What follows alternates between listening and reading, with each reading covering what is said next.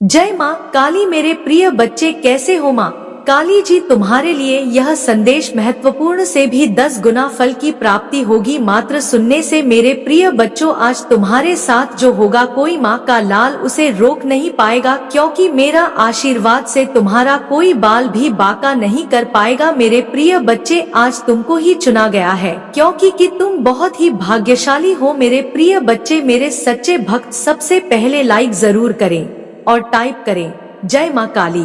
मेरे प्रिय बच्चों, जैसे ही टाइप करोगे तुम्हारी अर्जी मेरे पास स्वीकार हो जाएगी। मेरे प्रिय बच्चे, ऐसे संदेश कभी अपने से चलकर नहीं आते हैं, इसलिए इसे बिल्कुल भी नजरअंदाज ना करें। मेरे प्रिय बच्चे, अभी तुम्हें विश्वास और भरोसा हो तो अभी जय माँ काली 108 टाइप करें।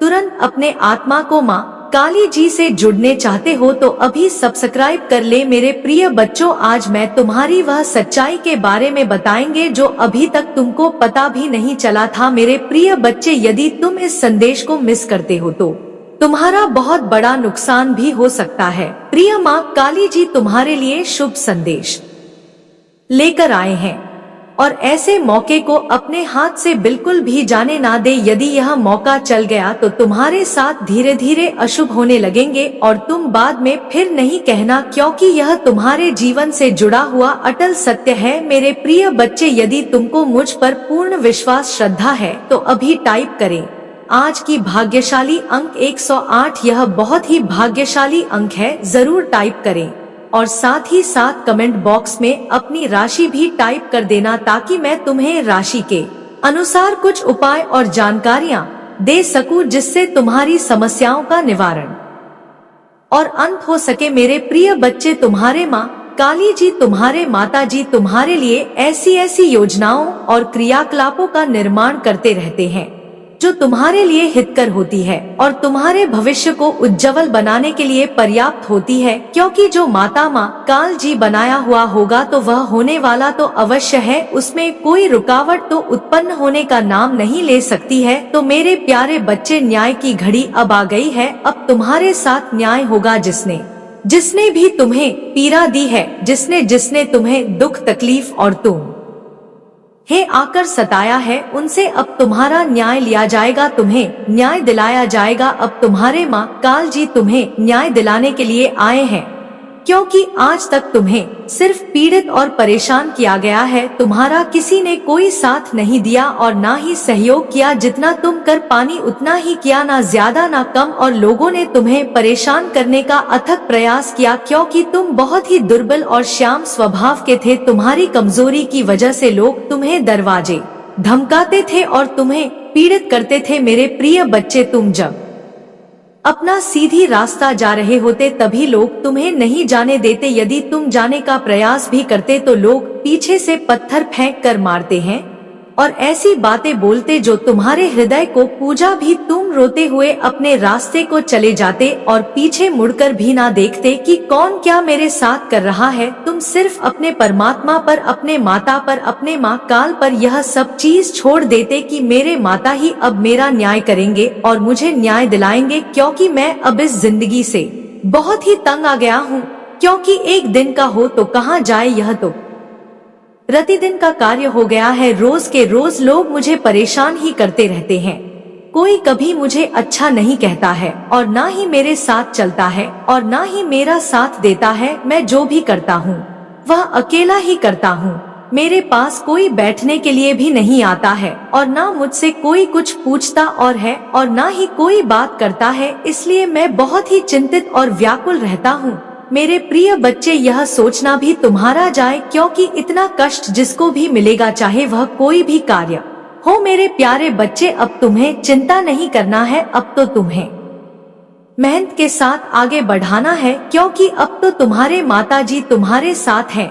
क्या तुम्हें ऐसा नहीं लगता है? ये जो मैं बता रहा हूँ, इन बातों पर तुम्हें विश्वास नहीं लगता? तुम्हें अपने माँ काल जी पर, अपने माता जी पर विश्वास नहीं है? यदि है तो हाँ टाइप करें कि हाँ, मुझे अपने माता जी पर पूर्ण विश्वास है। वह मुझे न्याय दिलाएंगे, वह मेरी आशाओं को पूर्ण करेंगे और मेरे एक एक आंसुओं का बदला लेंगे। ऐसा मेरे माता जी अवश्य करेंगे। मेरे प्रिय बच्चे, पीछे का जो टाइम तुम्हारा बीत गया सो बीत गया। पीछे तुम्हारे जीवन में जितनी भी है परेशानी थी वह तो हो नहीं थी, क्योंकि कुछ चीजें ऐसी होती हैं जो तुम्हारे जीवन से बहुत गहराई से जुड़ी हो, इसलिए उन्हें तो होना ही होता है। परंतु मेरे प्रिय बच्चे, अब आगे का आने वाला जो समय है वह तुम्हारे लिए बेहतर बनाया जाएगा। उसमें सुनहरा मौका तुम्हारे लिए लेकर आया जाएगा, क्योंकि बात वह नहीं है कि कितने लोगों ने परेशान और पीड़ित किया। उन्होंने जो किया वह अब अपना कर्म किया, वह उनका कर्म है। उन्होंने तुम्हारे साथ अच्छा किया तो बुरा किया तो, परंतु यदि तुमने बुरा किया होता तो आज तुम्हारे माँ काल जी तुम्हारे साथ उपस्थित ना होते और तुम्हारे सामने खड़े होकर बात ना कर रहे होते। यह तुम्हारे सहन करने की क्षमता है। तुमने सहन किया और मुझ पर विश्वास बनाया, तभी तो तुम्हारे माता जी तुम्हारे सम्मुख खड़े हैं और तुम एक अच्छा और शुभ संदेश दे रहे हैं। मेरे प्रिय बच्चे, इंसान की इंसानियत उसी को कहा जाता है जब इंसान एक दूसरे की अहमियत और गरिमा को समझे, एक दूसरे के दुख और तकलीफों को समझे। जब तुम इंसान होकर इंसान के काम नहीं आओगे तो तुम्हें इस संसार में जीने से क्या मतलब है। लोगों को तो यह करना चाहिए कि वह चाहे जो भी हो, यदि वह किसी संकट में है, यदि वह किसी पीड़ा में है या उसे कोई आर्थिक और भौतिक परेशानी है, तो उसमें यथाशक्ति सहयोग करना चाहिए, ना कि उसका मजाक बनाना चाहिए और हंसी उड़ानी चाहिए। यदि तुम उस समय पर उस व्यक्ति की हंसी उड़ाते हो तो तुम बहुत पसंद रहते हो, परंतु यदि समय पलट गया और तुम्हारी भी दशा कैसी हो गई तो अब तुम बताओ तुम्हारे साथ क्या होगा। होगा वही जो तुमने किया है, जो तुमने बोया है वही तो तुम्हें काटना पड़ेगा। यही तो नियम है, यही विधि का विधान है। तुम्हें समझना चाहिए, सारे विधि विधान को तुम जानते भी हो कि कौन से पाप का कौन सा दंड मिलता है। इन सब चीजों को जानते हुए भी लोग ऐसे ऐसे दुराचार करते हैं जो नहीं करना चाहिए, और इस दुराचार को समाप्त करने वाला कोई नहीं होता है, क्योंकि समाज में इस कलयुग में इतना भ्रष्टाचार और लूटमार काटमार चल रहा है कि लोग एक दूसरे को समझ ही नहीं रहे हैं।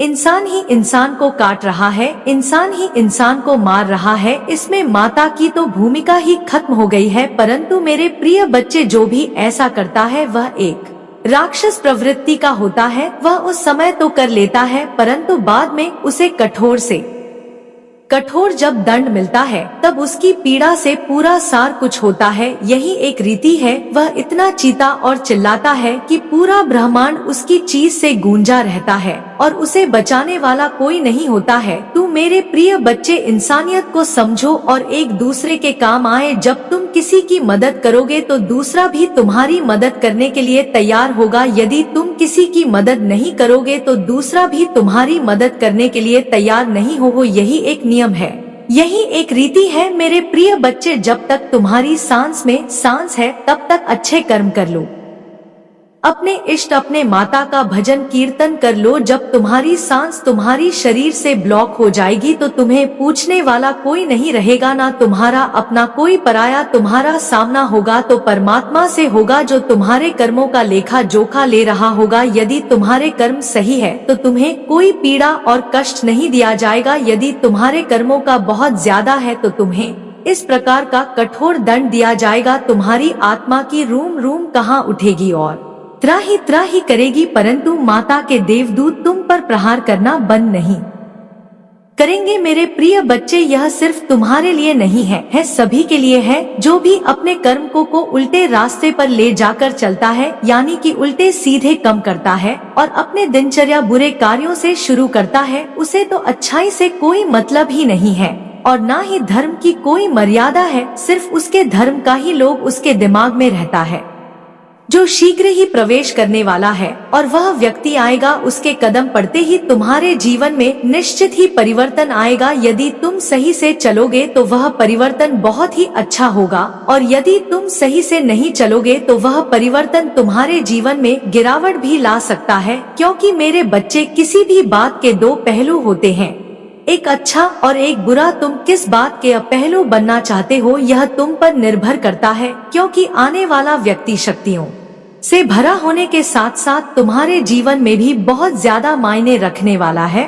और तुम तुम्हारे जीवन में उसके प्रवेश करते ही तुम्हारा जीवन खुशियों से भर जाएगा। इस बात को समझ लो मेरे बच्चे, यदि तुम उस खुशी को महसूस करने के पश्चात भी उसकी अहमियत को समझोगे तो निश्चित ही तुम्हें आगे भी ऐसी खुशियाँ प्राप्त होती रहेंगी। लेकिन यदि तुम उसकी अहमियत को ना समझकर साधारण समझो तो आगे आने वाले समय में हो सकता है कि वह खुशी तुमसे धीरे धीरे करके छिनना प्रारंभ हो जाए, क्योंकि जो तुम्हारे घर में प्रवेश करने वाली है वही लड़की तुम्हारे जीवन में भी प्रवेश करेगी। अगर तुम्हारा विवाह नहीं हुआ है तो, और यदि तुम्हारा विवाह हो चुका है तो वह तुम्हारे घर में साक्षात देवीय शक्ति बनकर आएगी। लेकिन तुम्हारा उससे विवाह नहीं होगा, बस उसके कदम पड़ते ही तुम्हारे घर में तुम्हारी दिन दुगनी रात चौगुनी तरक्की होना प्रारंभ हो जाएगी। उसके प्रवेश करते ही तुम जिस कार्य को करना चाहोगे उसको करने में पूर्ण रूप से सफल हो जाओगे। मेरे बच्चे, तुम्हारे जीवन में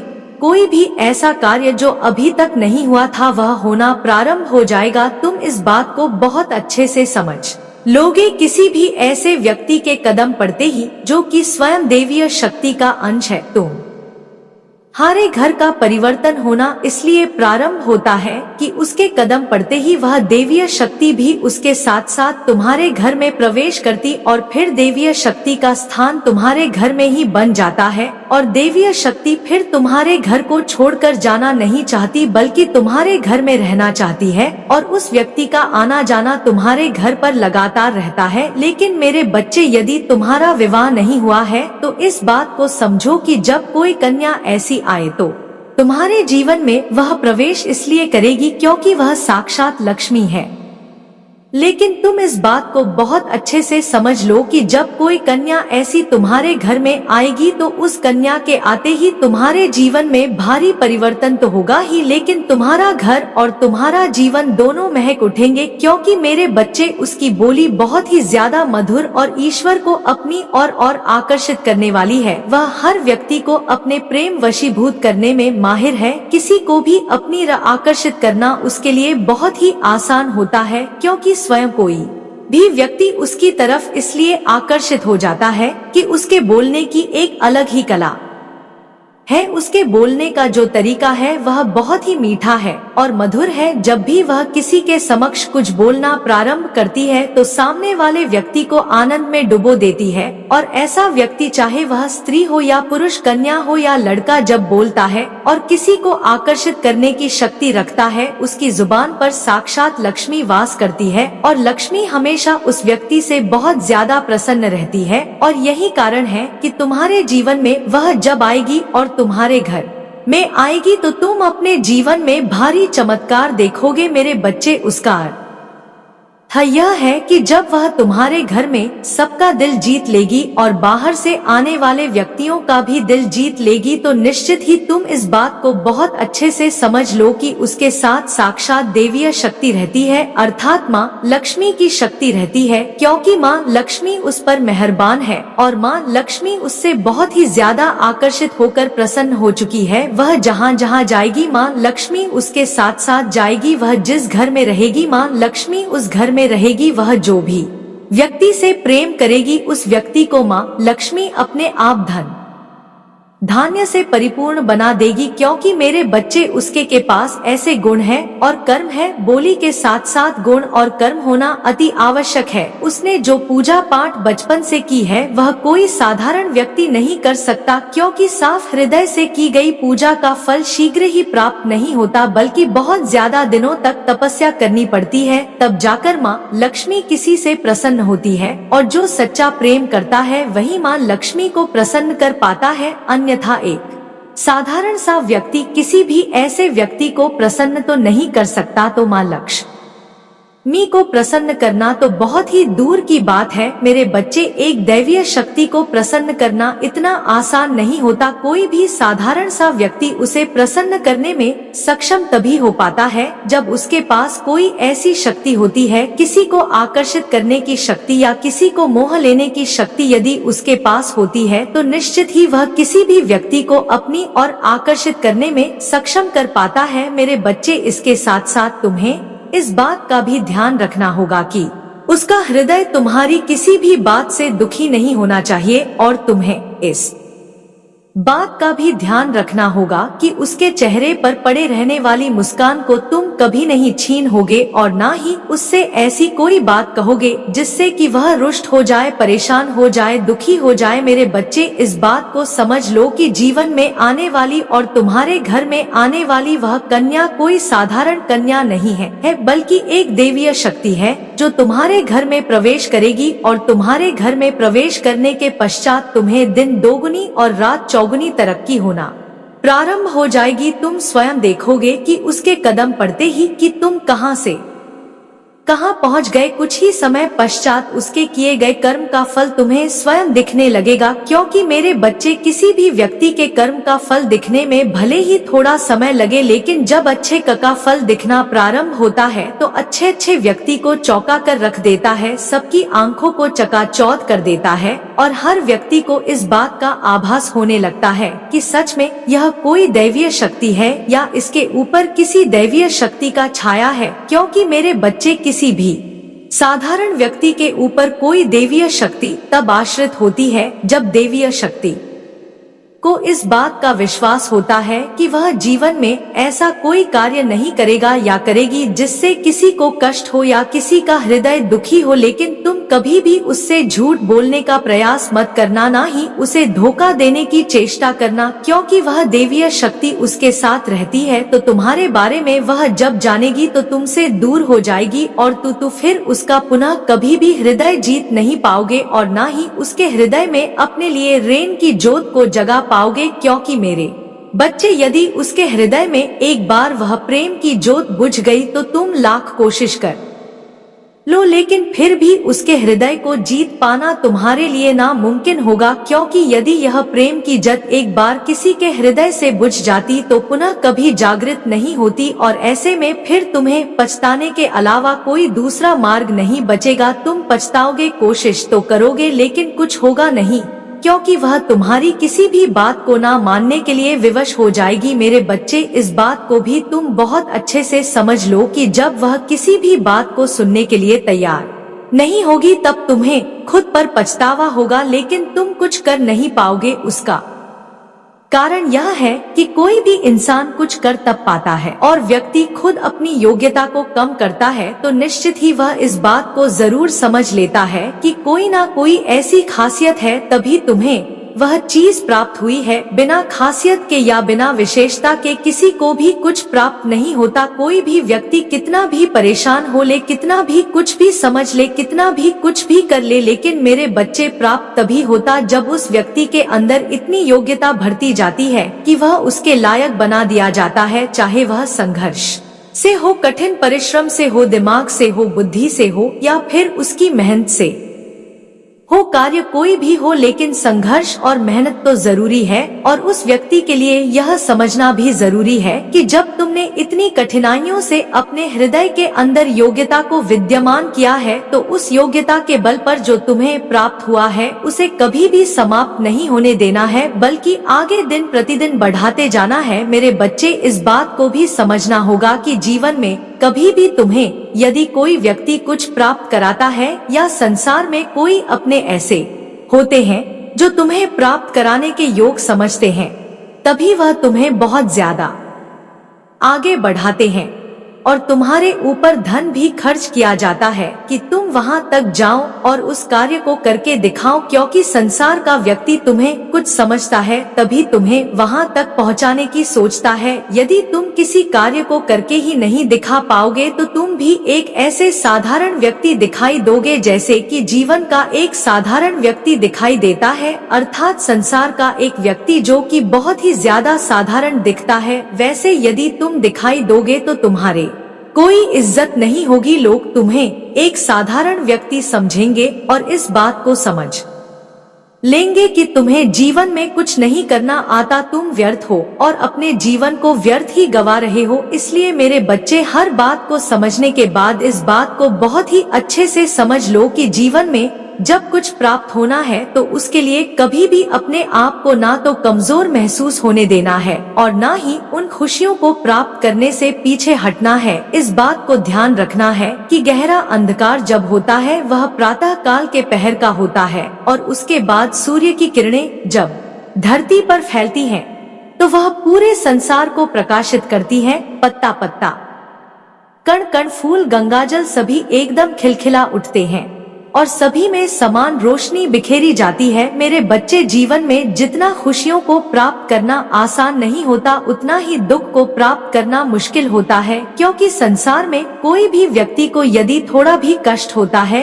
या परेशानी का सामना करना पड़ता है तो वह बहुत ही ज्यादा परेशान होकर यहाँ वहाँ घूमने लगता है। उसका मन कहीं नहीं लगता और वह बार बार इस प्रकार के विचारों को मन में लेकर आता है कि किसी भी कार्य को करो लेकिन कोई भी खुशी प्राप्त नहीं होती है, ना ही किसी भी ऐसे कार्य में कोई शक्ति है जिसको करने से किसी भी व्यक्ति को उसके कार्यों का फल प्राप्त होता है। क्योंकि मेरे बच्चे, जब भी किसी व्यक्ति को कार्यों का फल प्राप्त नहीं होता है या उसको जो प्राप्त होना है, जिसकी वह आशा लगाकर बैठा है, वह प्राप्त नहीं हो पाता है, तो वह बहुत ही ज्यादा चिंतित होकर हताश हो जाता है और परेशान होकर अपने मन को किसी भी कार्य में ना तो लगा पाता है और ना ही उसका मन किसी भी कार्य में लग पाता है। उसका कारण कि इतना होता है कि विश्वास टूटता चला जाता है और व्यक्ति अपने विश्वास को पुनः जागृत करने में अमर्थ होता है और धीरे धीरे करके फिर उसकी शक्ति क्षीण होती चली जाती है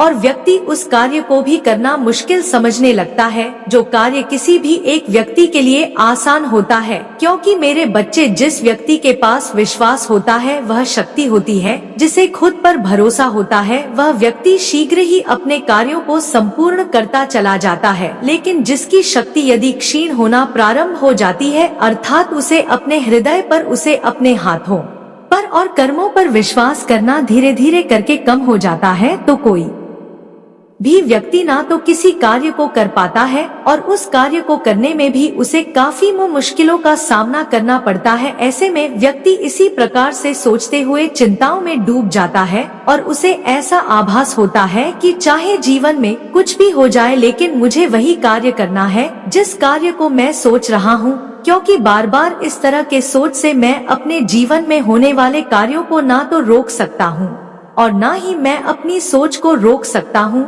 मेरे बच्चे, यदि कोई भी व्यक्ति अपनी सोच को रोकने का प्रयास करता है तो उसकी सोच रुकने वाली नहीं होती है। ठीक उसी प्रकार जिस प्रकार यदि किसी के मन में डर उत्पन्न होता है तो चाहे लाख कोई व्यक्ति उसको समझा ले या कह दे कि तुम डरो मत, चिंता मत करो, परेशान मत हो, लेकिन कहने से वह चिंताएं दूर कभी नहीं होती और ना ही डर कभी दूर होता है। क्योंकि डर केवल दैवीय शक्ति से और उन मंत्रों के उच्चारण से दूर होता है जो अपने मन के अंदर विराजमान होने वाली शक्ति आभास कराती है कि तुम्हें किसी भी बात से नहीं डरना। किसी भी व्यक्ति के कहने से ना तो डर कभी भी किसी के हृदय का निकल पाता है और ना ही मन में होने वाली चिंता से व्यक्ति मुक्त हो पाता है। अगर मुक्त होता है तो केवल अपने मन को समझाने से और विश्वास रखने से, उस दैवीय शक्ति पर विश्वास रखने से और खुद पर विश्वास रखने से। मेरे बच्चे, जैसे जैसे व्यक्ति का विश्वास उत्पन्न होता है वैसे वैसे वह अपने मन से पूरे डर को पूर्ण रूप से त्याग कर पाता है और वह व्यक्ति धीरे धीरे करके अपने डर पर हावी हो जाता है। वह इसलिए क्योंकि जब वह विश्वास रखता है तो अपने डर पर उसे पूर्ण होने का मन बनाता है और अपने मन के अनुसार ही वह अपने डर पर विजय प्राप्त कर लेता है। लेकिन यदि डर उल्टा ही किसी व्यक्ति के ऊपर हावी हो जाए तो उस व्यक्ति को दबाना प्रारंभ कर देता है और वह व्यक्ति धीरे धीरे करके अपने डर के अधीन होता चला जाता है। क्योंकि मेरे बच्चे, डर ही एक ऐसी प्रक है जिससे कि इंसान किसी भी कार्य को करने से रुक जाता है। जब भी वह किसी भी बात से डरता है तब भी वह किसी भी कार्य को करने से वंचित हो जाता है। उसका डर ही उस पर हावी होते हुए उसके हाथों को रोकना प्रारंभ कर देता है और डर ही होता है जो किसी भी खुशी को प्राप्त करने से इंसान को वंचित रख पाता है। क्योंकि डरता है इंसान तो किसी भी कार्य को खुलकर नहीं कर पाता और वह बधे हुए कार्यों को करता है तो जीवन में उसे वह मंजिल प्राप्त नहीं हो पाती है जो उसे प्राप्त करनी होती है। केवल मन में सोच सोच कर वह हर बात को डरता रहता है और जब भी उसका मन डरता है तब वह और भी ज्यादा कमजोर होता चला जाता है। ऐसे में व्यक्ति का मन सबसे ज्यादा परेशान रहता है और ना ही उसका मन खुश रह पाता है ही उसे छोटी सी खुशी भी प्राप्त हो फिर भी वह उस खुशी को प्राप्त करने के पश्चात और करने से पहले भी डरता मेरे बच्चे, उसे इस बात का आभास होता है कि पता नहीं इसके बाद क्या होने वाला है, पता नहीं उसके जीवन में वह खुशी कितने देर रुकने वाली है, पता नहीं वह कार्य जब वह जिस कार्य के लिए परेशान था वह अगर पूर्ण हो भी गया तो नहीं, वह कार्य उससे कब छिन जाए, उसकी प्राप्त होने वाली मंजिल उससे कब छिन जाए। कभी भी कोई व्यक्ति आकर के उससे कौन सी ऐसी बात कह दे जिसे सुनकर वह बहुत ही ज्यादा चिंतित हो जाए। इस प्रकार के कुछ ऐसे डर होते हैं जो व्यक्ति के हृदय में जब विराजमान होते हैं तो उसकी बड़ी से बड़ी खुशी को छीनने की ताकत रखती है और व्यक्ति इसी के वजह से उन खुशियों को प्राप्त करने से वंचित रह जाता है। लेकिन मेरे बच्चे, तुम्हें ऐसा नहीं करना है, तुम्हें मेरे ऊपर विश्वास रखना है और इस बात पर विश्वास रखना है